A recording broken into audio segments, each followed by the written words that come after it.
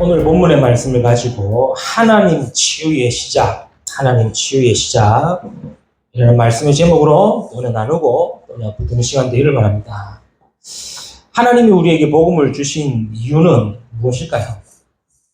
전에도 얘기했듯이 다른 사람보다 먼저 우리에게 복음 주시고 복음 알게 하시고 복음 속에 있게 하신 이유가 있다고 그랬죠.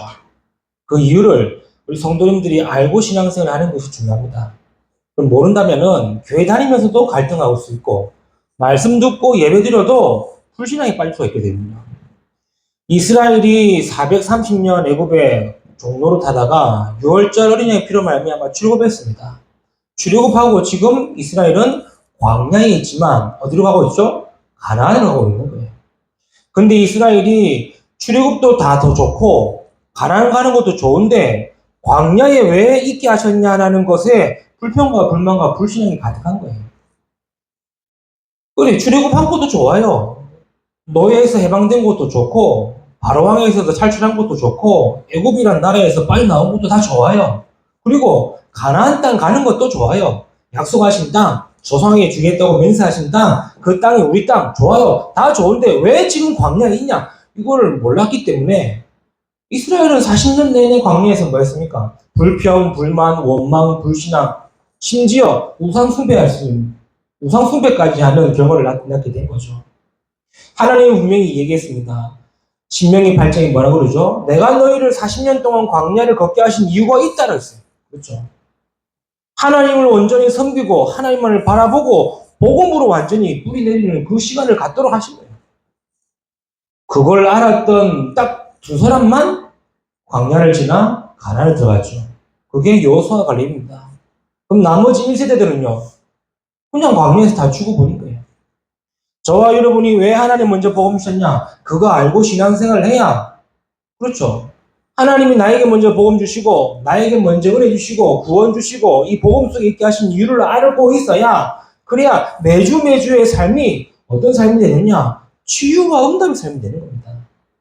그거 모르면은 교회 다니면서도 계속 원망 속에 빠지게 되고 예배 드리면서도 계속 불신앙 속에 있게 되고 아니 신앙생활 한다면서도 불구하고 말씀 듣고 은혜 받고 있으면서도 불구하고 되돌아서면은 똑같은 환경과 현실과 문제와 상황 속에서 뭐 하게 되죠? 복음 놓치게 되는 거예요.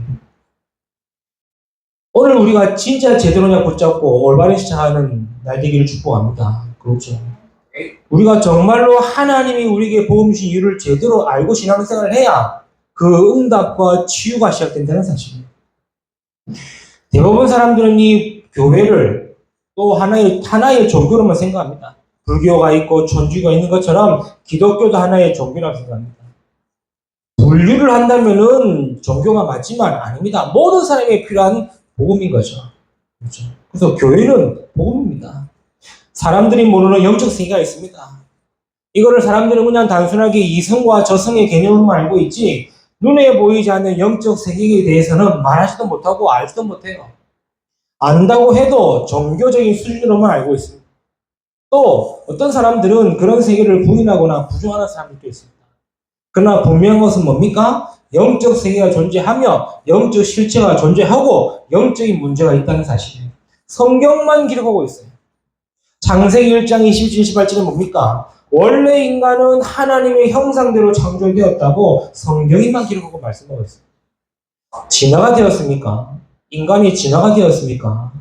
아니죠. 창조되었습니다. 가만히 있다 보니까 먼지들이 모여서 지구가 되고 먼지가 모여서 태양이 되고 먼지가 모여서 우주가 된 게 아니에요. 그렇죠. 46억 년 동안 먼지가 모여서 폭발하고 팽창하고 하다가 지구가 완성되어져서 공기가 만들어지고 물이 생기고 식물이 살아나고 동물이 살아났다는 그게 아니에요. 학설입니다. 진화는 학설이에요. 그냥 그럴 것이다라는 추정의 설이에요. 성경은 뭡니까? 태초에 하나님이 천지를 창조하십니다. 끝입니다. 그렇죠. 그러면서 인간을 뭘 했습니까? 하나님의 형상대로 창조되었다고 그러죠. 이것을 신화로만 구조로만 알려고 하지 실제로 인정하려고 하지 않은 거예요. 믿으려고도 하지 않고 인정도 안 하려는 거예요. 그러나 분명한 것은 뭡니까? 하나님의 형상대로 창조된 인간은 하나님과 함께 하여야 된다는 것이요. 그것이 바로 인간의 본질입니다. 많은 철학책들, 철학자들, 또 많은 인문학 서적들은 뭘 얘기하는지 압니까? 인간의 본질을 탐구하고 있어요. 그래, 철학은 인간을 탐구하는 학문이에요. 그렇죠. 그래서 철학자들의 나왔던 말들은 인간이 인간됨을 나타내고 인간됨을 위한 그런 말들이에요. 그럼 우리가 잘 아는 철학자 중에 한 말 있지 않습니까? 네 자신을 알라는 말.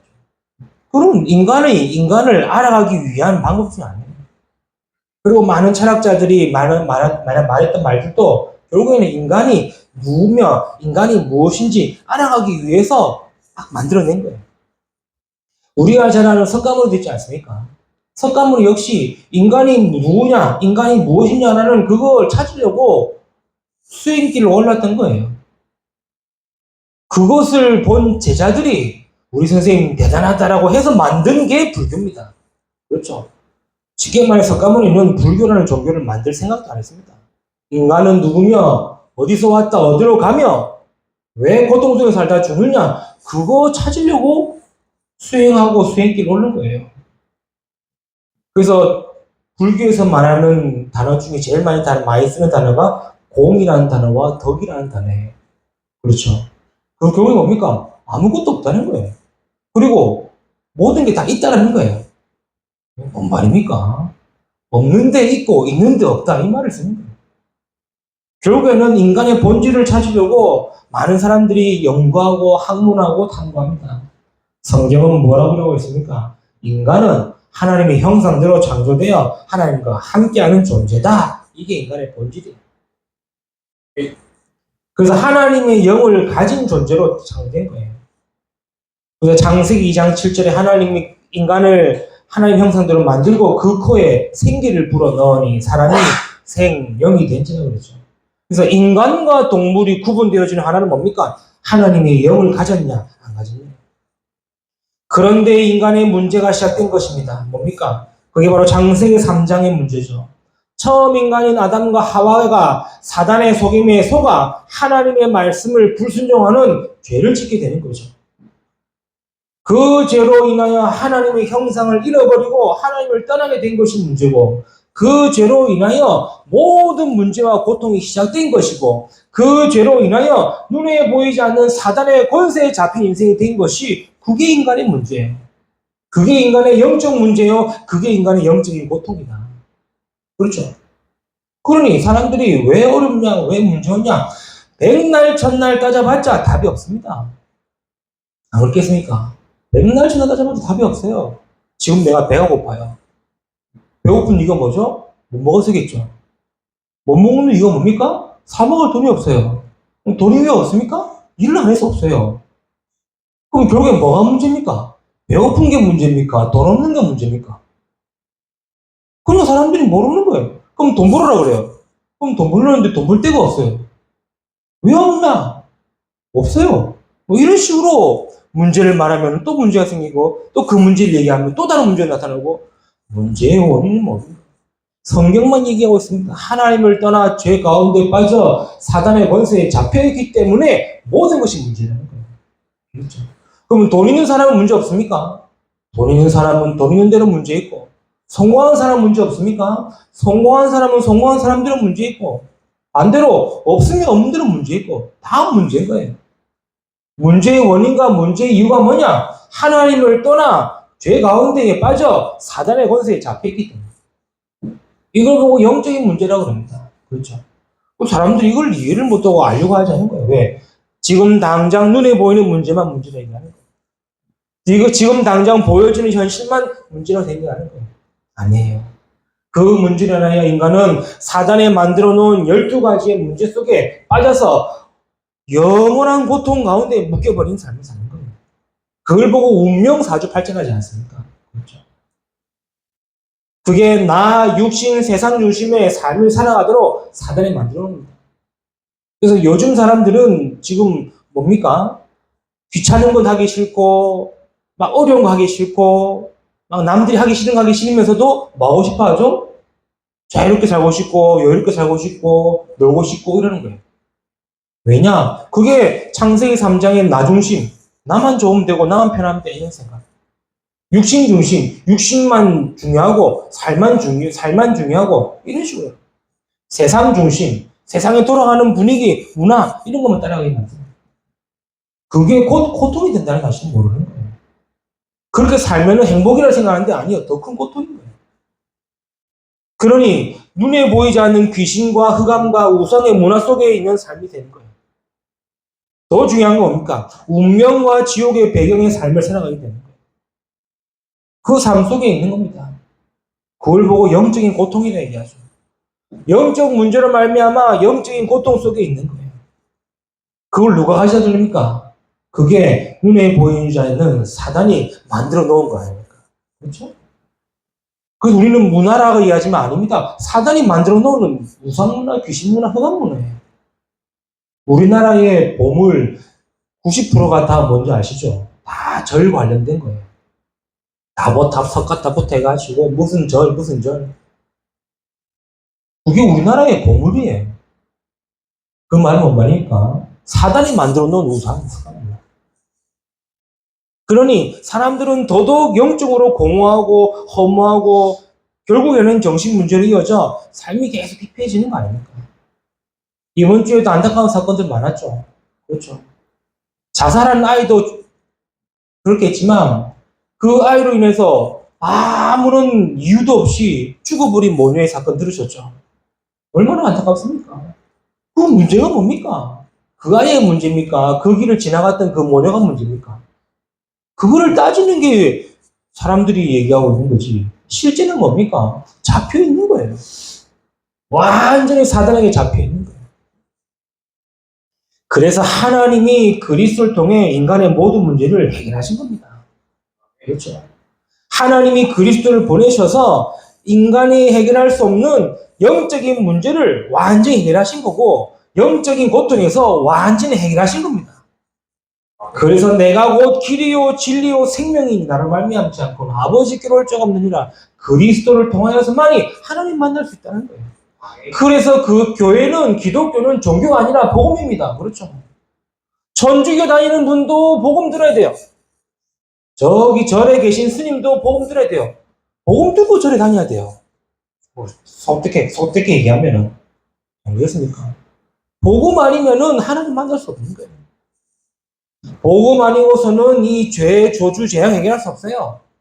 로마서 8장 1, 2절에 그리스도 예수 안에 있는 자에게 결코 정죄의 없나니 그리스도 예수 안에 있는 생명의 성령의 법이 죄와 사망의 법에서 해방하였습니다. 죄 문제로 인한 저주와 재앙의 고통을 그리스도가 아니고서는 해결할 수 있기 때문에 천주교 다녀도 복음 들어야 되고 그렇죠? 다른 종교를 믿어도 복음을 들어야 돼요. 그래서 기독교는 복음을 하나님의 아들이 나타나신 이유는 이 마귀의 일을 멸하려 하십니다. 그렇죠? 내가 열심히 나무에 빌면은 사단이 결박됩니까? 아니죠. 내가 열심히 봉사하고 열심히 선행을 쌓고 열심히 돈을 모으고 성공하면은 귀신이 떠납니까? 아니에요. 그렇죠. 우리가 귀신 들린 무당이라고 하지 않습니까? 귀신 들린 무당도 자기들 귀신들의 그런 레벨이 있어요. 자기보다 강한 무당 만나면은 꼬리 낮춰야 돼요. 왜? 못 이겨요. 그렇죠. 그럼 그 귀신이 귀신 이길 수 있습니까? 못 이겨요. 그냥 달래준다고 그러지 않습니까? 무당이 구단 이유는 하나입니다. 쫓아내는 게 아니에요. 달래주는 거예요. 무당들이 직접 얘기했어요. 달래준다는 거예요. 조금 강한 신을 모신 무당은 막 나가라 뭐 외치기도 하고 뭐 떠나가라 이렇게 하지 그 외의 무당들은 그냥 귀신을 달래는 수준밖에 안 돼요. 하나님의 아들이 나타나신 이유는 이 마귀를 멸하려 하십니다. 그리스도의 복음은 이 사단의 권세를 깨뜨리시고 결박하는 거예요. 그렇죠. 그래야 우리에게 있는 영적인 문제가 완전히 끝나고 영적인 고통이 완전히 끝나고 영적 실제인 사단이 완전히 결박이 되는 겁니다. 어떻게 말입니까? 예수가 그리스도이신 사실을 내가 믿고 내가 영접할 때에 하나님의 자녀가 되는 권세가 주어지는 거예요. 하나님의 성령이 모든 문제 해결하신 그리스도가 내 안에 들어오시로 말미암아 나는 하나님의 자녀가 되는 거예요. 그렇죠? 그래서 복음을 받은 우리는 끝난 겁니다. 뭐가 말입니까? 하나님의 자녀이기 때문에 더 이상 사단의 권세에 묶일 필요 없고 사단에 만들어 놓은 12가지 망대 속에 빠질 필요가 없는 거예요. 아니 목사님 문제는 그대로인데요. 예수 믿어도 어려운데요. 예수 믿는 사람들도 뭐 정신문제 있는데요. 불신자보다 더 못한 사람들이 많은데요. 맞습니다. 그러나 복음은 끝났기 때문에 이제는 그것을 우리는 응답으로 받는 겁니다. 그렇죠. 예수 믿어도 문제 똑같은 말하는 사람은 응답으로 받으라는 거예요. 그렇죠. 예수 안 믿었을 때의 문제는 고통이지만 예수 믿었을 때의 문제는 응답으로 받으라는 겁니다. 그게 하나님이 우리에게 복음 주신 거고 그게 우리가 이제 신앙생활 통해서 받은 응답인 거예요. 어떻게 말입니까? 그래서 성령의 역사하심으로 말미암아 하나님의 응답과 치유를 통해 시작된다는 거예요. 그래서 우리는 어떻게 응답받습니까? 하나님의 치유로부터 시작되는 거예요. 그게 저와 여러분이 또 복음 붙들고 한 주간을 인도받고 한 주간을 가는 이유가 됩니다. 오늘 본 말씀은 무슨 말입니까? 잘 아시는 내용이죠. 성령의 임재하심이 나타난 성령의 역사하심이 기록된 말씀입니다. 이게 잘 아는 우리가 잘 아는 사도행전 2장의 내용이죠. 오늘 우리는 이 말씀을 통해서 성령의 역사하심으로 치유의 응답, 치유의 시작의 말씀을 붙들고 한 주 인도받아야겠습니다. 그렇죠. 우리가 어떻게 응답받습니까? 하나님의 치유의 시작을 통해 응답받는다는 사실. 언약 붙드는 시간 되기를 축복합니다. 첫 번째입니다. 정말로 하나님의 치유는 어디 시작됩니까? 말씀을 통해서 치유 시작되는 거예요. 그래서 성령 역사로 말씀의 치유가 시작되는 겁니다. 그것이 사도행전 2장 14절 40절의 말씀이죠. 지금 베드로가 성령의 역사하심을 인하여 말씀의 치유가 된 것을 얘기하고 있는 거예요. 14절에 뭐랍니까? 베드로가 11사도와 함께 서서 소리를 높이 이르되 유대인들과 예루살렘에 사는 모든 사람들아 이 일을 너희로 알게 한 것이니 내 말에 귀를 기울이라 그랬죠. 뭔 말이죠? 알았던 말씀이 이제 살아나는 거예요. 알고 있었던 말씀이 살아나는 거예요. 그러면서 14절부터 21절까지 쭉 말씀합니다. 그렇죠? 성령의 역사하심으로 말미암아 하나님 우리가 알고 있었던 말씀이 이제는 치유되어지는 증거가 14절부터 21절까지 쭉 나타나는 거예요. 그러면서 21절은 뭐라 합니까? 누구든지 주의 이름을 부르는 자는 구원을 받으리라 그러죠. 이 말은 구약에 알았던 이 말씀이 성령의 역사하심으로 말미암아 구원을 받는 복음의 말씀으로 우리에게 나타난다는 거예요. 구약에 그렇게 말씀하는 것이 뭡니까? 그게 바로 메시아의 말씀 아닙니까? 그 메시아의 말씀이 알고 있었던 그 말씀이 이제는 살아나서 살리는 말씀으로 역사하신다는 사실. 그래서 어릴 적부터 말씀 듣고 복음 안에 있다는 이 말은 뭔 말입니까? 지금 당장에 내가 응답 없고 증거가 없고 역사가 일어난다 할지라도 알고 있다면은 그 말씀이 치유되어지는 역사의 말씀이 된다는 사실. 그렇죠. 그래서 말씀 모르는 사람과 아는 사람은요, 당장의 차이가 없을 수 있습니다. 지금 교회 다니는 사람과 안 다니는 사람은 당장의 차이가 없을 수도 있어요. 예배 드리는 사람과 안 드리는 사람은 당장 차이가 없을 수도 있어요.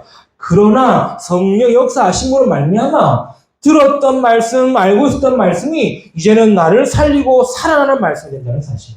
네. 그래서 얘기했지 않습니까? 17절에 하나님이 말씀하시기를 말세에 내가 내 영을 모든 육체에 부어주겠다 말씀하신 거예요. 남종과 여종에게 부어주겠다. 그러면서 그 성령이 임하실 때에 너희의 자녀들은 연할 것이고 젊은이들은 환상을 볼 것이고 늙은이들은 꿈을 꿀 것이다 말씀하셨어요. 알았던 말씀이었습니다. 그렇죠. 요해를 통해서. 그런데 이 말씀이 성령 역사하시는 말씀, 성령의 역사로 말미암아 치유가 되어서 나를 살리는 말씀이 된 거예요. 그렇죠? 말씀의 치유는 뭐냐? 나를 살리는 말씀. 내가 살아나는 말씀, 내가 치유되는 것이다. 그렇죠? 하나님의 말씀, 하나님의 치유의 시작은 뭡니까? 말씀 제대로 들을 때입니다. 그렇죠? 내 안에 말씀이 있을 때입니다. 알고 있을 때, 알고 있는 이 말씀이 성령 역사하실 때 하나님의 치유가 시작된다는 거예요. 그렇죠? 그리고 22절에 뭐랍니까? 또 얘기합니다. 이스라엘 사람들아 이 말을 들으라. 또 얘기하는 거예요. 뭡니까? 들었던 말씀이 성취되는 치유가 시작되는 거예요. 그러면서 22절부터 35절까지 쭉 얘기하죠. 무엇을 얘기합니까? 하나님이 나사렛 예수를 보내지 않았냐? 쭉 그 얘기하고 있습니다. 그렇죠? 그 예수를 그리스도로 보내지 않았냐? 지금 이 말하고 있는 거예요. 그 그리스도를 너희가 법 없는 자들의 손으로 죽이지 않았냐? 그 얘기하고 있지 않습니까? 그러나 하나님이 그를 사망의 고통에서 풀어 살리시고 사망에 매여 있지 않고 부활하지 않았냐? 그 그리스도의 부활하심으로 약속하신 성령이 임하지 않았냐? 그 얘기하고 있는 거예요. 이게 다 뭐 말입니까? 전부 다 들었던 이 말씀들이 성취가 되어지는 치유가 시작되는 거예요. 그래서 말씀 성취는 언제 일어나느냐? 내가 치유되어질 때 일어나는 거예요. 반대로 말씀이 내게 성취가 되어질 때 치유 역사가 시작된다는 겁니다. 그렇죠? 목사님 저는 말씀 알고 있고 들었는데도요. 괜찮습니다. 말씀을 알고 있다면은 하나님은 그 말씀을 통해 나를 살리고 나를 치유하는 시작을 할 것이고, 내가 말씀을 들었다면은 그 말씀을 통해 하나님은 뭐 하십니까? 성취하시는 치유로 시작하신다는 겁니다. 언제 말입니까? 말씀이 내게 있을 때. 그렇죠? 더 중요한 것이 있습니다. 그게 36절이죠. 뭐라 그러죠? 36절에 그런즉 이스라엘 온 지구는 확실히 알라라고 또 얘기하고 있는 거예요. 뭡니까? 너희가 십자가에 못 박은 예수를 하나님은 살리셨다는 거예요. 그것도 하나님이 주와 그리스도가 되게 하셨다 이렇게 하는 거예요. 믿었던 그 말씀이 역사하는 시간. 그렇죠? 믿었던 정말로 예수가 그리스도가 맞구나. 이 믿었던 이 말씀이 이제는 진짜 역사하는 치유가 시작되는 거예요. 보세요. 이 말씀이 알고 있었던 말씀, 들었던 말씀, 믿었던 말씀이 역사에 나니까 뭐가 됩니까? 치유가 되는 거예요. 치유가 시작되는 거예요. 하나님의 치유의 시작은 뭐다? 말씀 들을 때입니다. 하나님의 치유의 시작은 뭡니까? 말씀 믿을 때입니다. 하나님 치유의 시작은 언제입니까? 말씀이 내 안에 있을 때입니다. 그렇죠? 그때가 하나님이 나를 살리고 나를 치유하는 시작이다. 저와 여러분이 진짜 말씀을 통해 모든 것 회복되고 치유되어지는 응답의 시간 되기를 축복합니다. 하나님의 역사하심이 언제든가 말씀 믿는 순간, 말씀 듣는 순간, 말씀 안에 있는 순간 치유된다는 사실. 자, 이 말을 들으니까 30절에 뭐랍니까? 이 말을 듣고 마음에 찔려 베드로와 다른 사도를 물어 이르되 형제들아 우리가 어찌할까 하고는 치유되는 거예요. 알고 있었던 얘기 아닙니까? 들었던 얘기 아닙니까? 믿고 있었던 얘기 아닙니까? 그렇죠? 바울은 지금 이 베드로는 다른 말한 거 아닙니다. 지금까지 너희가 구약의 선지자를 통해서 알고 있었던 말씀을 지금 얘기한 거예요. 구약 때부터 지금까지 너희가 율법을 통해서 들었던 말씀을 얘기한 거예요. 우리는 그 말씀을 믿었는데 그 믿었던 말씀으로 치유가 시작되니까 뭐랍니까? 형제들아 우리가 어찌할꼬 얘기하는 거예요. 그때에 38절에 뭐랍니까? 베드로가 이르되 너희가 회개하여 각각 예수 그리스도 이름으로 세례를 받고 죄 사함을 받으라. 그리하면 성령의 선물을 받으리라. 우리가 진짜 믿을 때에 우리가 치유되어지는 겁니다. 죄 사함의 치유와 구원의 치유가 일어나는 거예요. 이걸 알던 바울은 뭐랍니까? 보라 지금은 은혜 받을 만한 때요. 보라 지금은 구원의 날이로다. 보통 사건이 아니죠. 그렇죠. 무식한 베드로입니다. 아무 힘없고 능력 없고 배경 없는 베드로에게 하나님의 성령이 역사하시니 말씀이 치유되시는 거예요. 베드로가 우리가 흔히 얘기하는 그게 있었습니까? 말을 잘합니까? 아니면 깡다구가 있습니까? 아니요.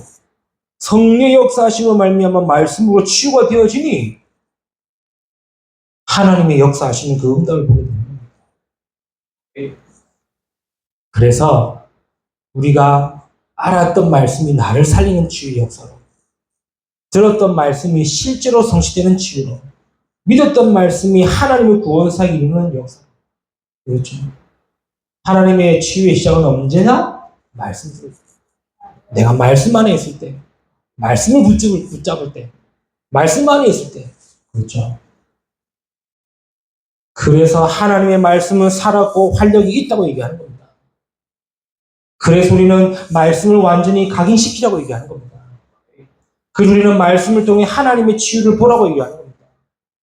하나님의 치유의 시작은 언제다? 말씀 들을 때, 말씀 안에 있을 때. 참된 치유가 시작되어지는 저와 여러분 되시길 축복합니다. 자, 두 번째입니다. 성령 역사하실 때에 하나님은 교회를 치유하신다는 거예요. 그럼 하나님의 치유의 시작은 뭡니까? 교회를 통해 치유한다는 거예요. 그렇죠? 그래서 늘 얘기하지 않습니까? 교회의 크고 작고는 중요하지 않습니다. 그렇죠? 교회가 크고 작고 성도가 많고 적고는 중요할 수도 있지만 중요하지 않습니다.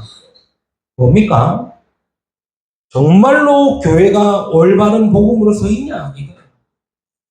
정말로 교회가 전도 선교하는 교회냐? 정말로 교회가 후대를 위해 준비된 교회냐? 그게 중요한 거예요. 그렇죠? 교회가 병들어서 치유받는 것이 아닙니다. 성령의 역사하심으로 교회를 통하여 하나님이 치유를 시작하신다는 거예요. 그게 사도행전 2장 41절 42절 말씀 아닙니까? 그날에 그 말을 받은 사람들은 세례를 받으니 이날의 신도의 수가 3천이었다 하더라. 지난 성경에 그 말을 받은 사람의 3천여 되는데 세례를 받았는데 그날의 제자의 수가 3천이라고 했죠. 뭔 말입니까? 이제는 말씀으로 치유된 자들이 이제는 교회를 통해서 모든 것을 치유하시겠다는 거예요. 그래서 사도의 가르침을 받아 서로 교제하고 떡을 떼며 기도하기 힘쓰다 그랬죠. 이것은 뭐냐? 하나님이 교회를 시작하게 하시고 교회를 통해 치유를 시작하시겠다 이 말인 겁니다. 그래서 교회는 뭡니까? 치유받는 곳이에요. 성령의 역사하시로 말미암아 하나님의 치유가 시작되는 거예요. 에스겔 37장에 보니까 뭐라 그럽니까? 하나님이 에스겔을 마른 뼈다귀가 있는 골짜기로 데려왔어요. 그러면서 하나님이 에스겔에 물어줘. 인자여, 이 뼈들이 살 수 있냐라고 물어봤습니다. 살 수 있다고 대답해야 됩니까? 없다고 대답해야 됩니까? 우리는 있다고 하겠죠. 거의 99%가 다 있습니다 하겠죠.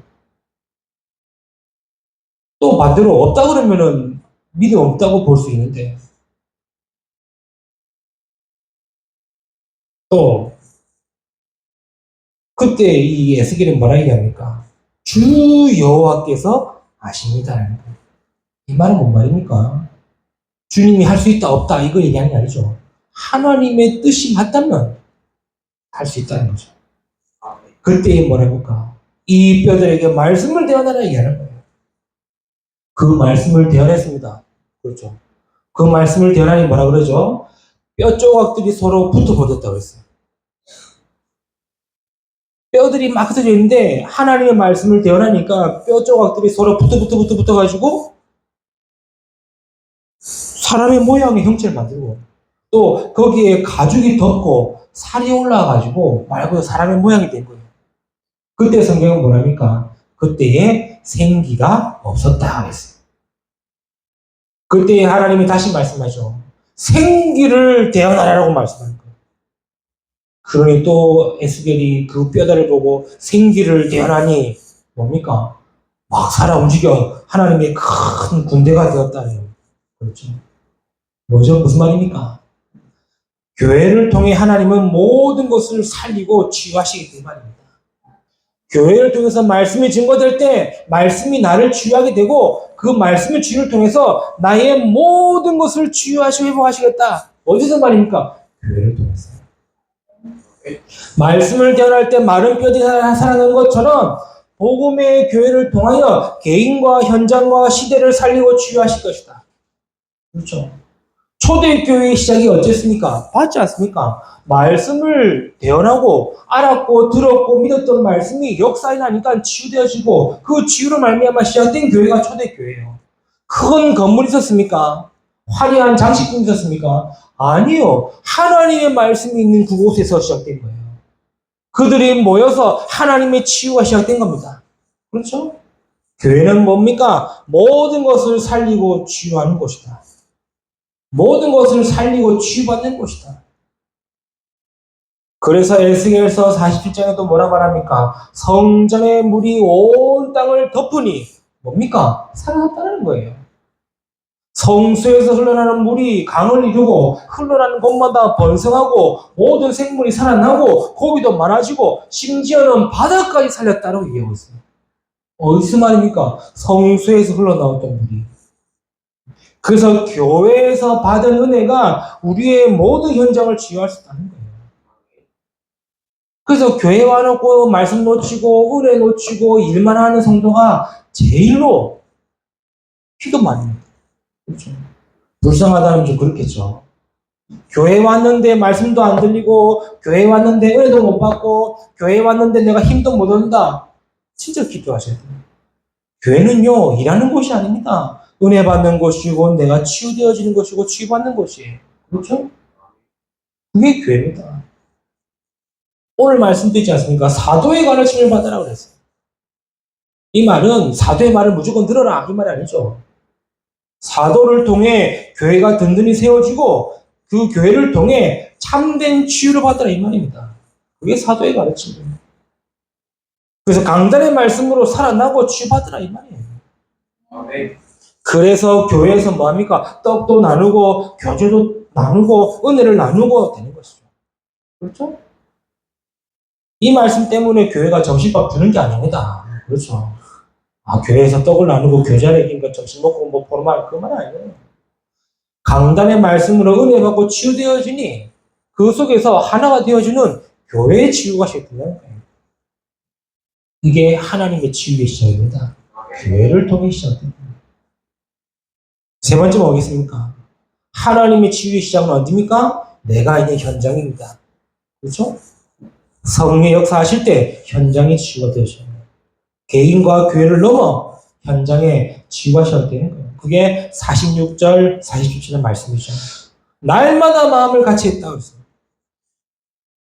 아니 뭐 날마다 24시간 같이 붙어 있었다 이 말이겠습니까? 아니겠죠. 날마다 마음을 계속 같이 했다 이건 뭐 말입니까? 그것도 성전에 모여 힘쓰고 집에서 떡을 떼고 날마다 뭐 24시간 같이 있었다 이 말입니까? 아니겠죠. 뭡니까? 날마다 임마누엘의 축복 속에 있었다 이 말이에요. 그때 치유되어지는 겁니다. 우리는 매일의 고통이 아닙니다. 사람들이 말하는 반복되는 일상이 아닙니다. 흔히 다람쥐 쳇바퀴 도는 하루가 아닙니다. 그건 불신자들의 말이에요. 우리에겐요 날마다 응답이에요. 그렇죠. 그게 하나님이 나와 함께 하시는 임마누엘. 그러니까 임마누엘 하는 사람들이 집에서도 모여서도 날마다가 되어지는 거예요. 그렇죠? 그 의미입니다. 날마다 집에도 모이고 교회도 모이고 현장도 모이고 그 날마다가 아니에요. 그렇죠? 그러면 일을 언제 하고 가정일 언제 옵니까? 그 날마다 아니겠죠? 아니 말씀으로 치유되어지고 교회에서 치유되어진 이 사람들이 날마다 이제 현장에서 치유되어지는 응답 받으니까 그 사람들의 마음이 같이 되어지고 그 사람들이 각자 현장에서 날마다 응답을 받게 되는 거예요. 그게 임마누엘. 하나님이 함께 하시는 현장을 바뀌는 거예요. 그 치유가 시작되는 거예요. 그리고 이 현장의 치유는요. 내가 있는 그곳에 하나님의 나라가 임하는 보좌의 축복이에요. 현실만 생각하지만 하나님은 그 현실 속에서 보좌의 축복을 함께 하시는 거예요. 우리는 문제만 생각하지만 하나님은 그 문제 속에서 보좌의 축복을 역사하시는 거예요. 그러니 날마다가 되는 거예요. 그래서 우리는 날마다 하나님의 나라의 일을 이루는 삶을 살아가는 겁니다. 그래서 내 일이 하나님 나라의 일을 이루는 일이에요. 우리 학업이 하나님 나라의 일을 이루는 학업이 되는 거예요. 그렇죠? 내가 있는 현장이 하나님의 나라의 일을 이루는 현장이 되어지는 거예요. 이것이 우리 현장의 치유의 시작입니다. 그렇죠? 이것이 내 현장에 성령 역사하실 때 치유되어지는 응답입니다. 반대로 얘기할까요? 치유가 안 되어지면요, 늘 삶이 어렵습니다. 현실들 답답하고요. 늘 같은 상황과 문제 속에 빠져서 늘 어려움 당하고 고통 속에 삽니다. 그러나 치유 속에 있다면은 그것이 하나님의 나라고 보좌의 축복이고 하나님의 나라의 일을 이루는 여정의 삶이 되는 겁니다. 그렇죠? 그래서 하나님 우리가 복음 주셨다. 이 말은 우리가 받은 말씀, 들었던 말씀, 믿던 말씀을 통해 치유를 시작하시는 거예요. 치유되어지는 거예요. 내가 교회 다닌다. 이 말은 교회를 통해 하나님의 치유의 은혜 속에, 치유 속에 들어가는 것이고 내가 온전히 회복되는 거예요. 그렇죠. 그걸 가지고 날마다 현장에 치유가 시작되십니다. 말씀 맺겠습니다. 치유라고 해서 우리가 좁게 생각하면 안 돼요. 그렇죠. 우리는 다 치유받아야 돼요. 마음도 생각도 다 치유. 그래서 우리는 매일 말씀을 통해 매일 교회와 은혜를 통해 날마다 현장을 통해서 우리의 근원이 치유되어지는 축복이 있기를 바랍니다. 그렇죠? 내 각인이 치유되어지는 응답이 있기를 바라고 하나님의 역사하신 재창조의 치유가 있기를 축복합니다. 이게 우리가 또 한 주간을 말씀 붙들고 은혜 가지고 현장으로 나아가는 이유가 되겠죠.